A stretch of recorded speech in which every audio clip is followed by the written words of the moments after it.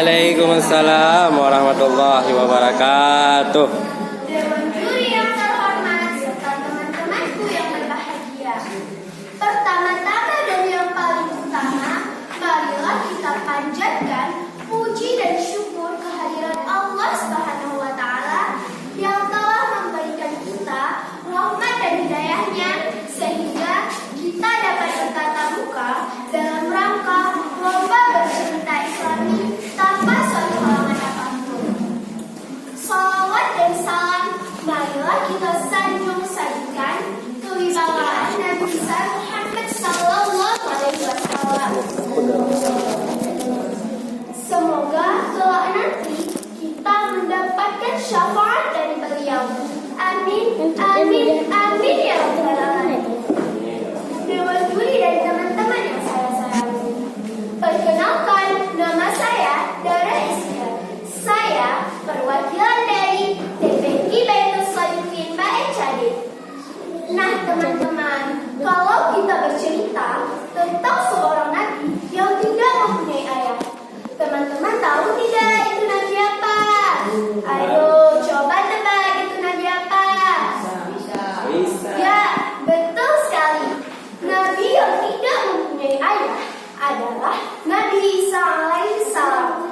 Dan saya akan menceritakan sebuah kisah yang berjudul Nabi Isa alaihissalam.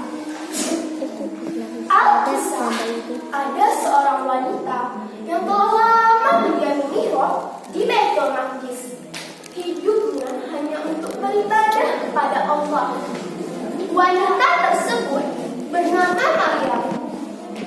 Pada suatu hari, datanglah seseorang laki menghampiri dirinya. Maryam jadi takutan. Sekujur tubuhnya bergetar karena belum pernah ia dikunjungi oleh laki-laki manapun kecuali Nabi Zakaria alaihissalam. Maryam pun mencoba lari dari kamarnya. Kemudian lelaki itu berkata, "Hei Maryam, janganlah kamu takut kepadaku. Aku adalah utusan Allah. Aku membawa kabar gembira untukmu." Kata lelaki itu yang ternyata adalah malaikat Jibril. "Wahai Maryam, engkau akan mendapatkan seorang anak yang bernama Isa Al-Masih." Maryam pun semakin ketakutan mendengar berita yang dibawakan lelaki. "Bagaimana mungkin aku mendapatkan seorang anak sedangkan aku baru menikah? Sesungguhnya bagi Allah sangatlah mudah menjadikan yang tidak mungkin menjadi mungkin. Dan kelak nanti anakmu akan bisa berbicara meskipun masih bayi. Dan Allah akan mengajarkan anakmu dengan firman-firman-Nya." Kemudian malaikat Jibril pun pergi meninggalkan Maryam. Tak henti-hentinya Maryam terus meminta petunjuk kepada Allah.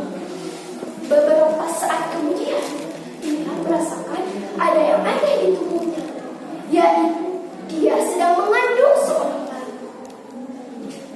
Ia pun berpikir untuk meninggalkan Baitul Maqdis dan kembali ke tempat asalnya di Nasrani. Di sana ia mengucilkan diri dari keramaian orang. Bahkan keluarga dan penduduk Nasrani pun menjauhinya karena mereka berpikir kalau Maryam telah berbuat sesuatu yang sangat memikat. Maryam pun terus berdoa kepada Allah. "Ya Allah, berilah hamba kekuatan. Hamba yakin dan percaya atas jalan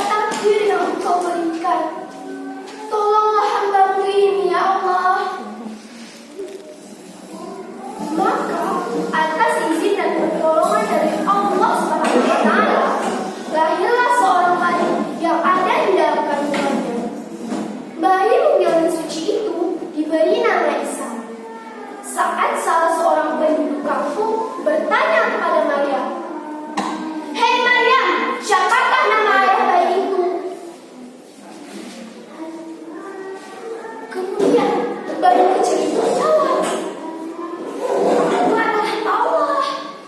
Orang-orang pun terperanjat mendengar jawaban bayi itu. Bayi itu telah membuktikan bahwa Maryam adalah perempuan yang suci. Ia mengandung seorang bayi karena kehendak Allah SWT. Setelah dewasa, Isa bin Maryam diangkat oleh Allah menjadi seorang nabi dan rasul.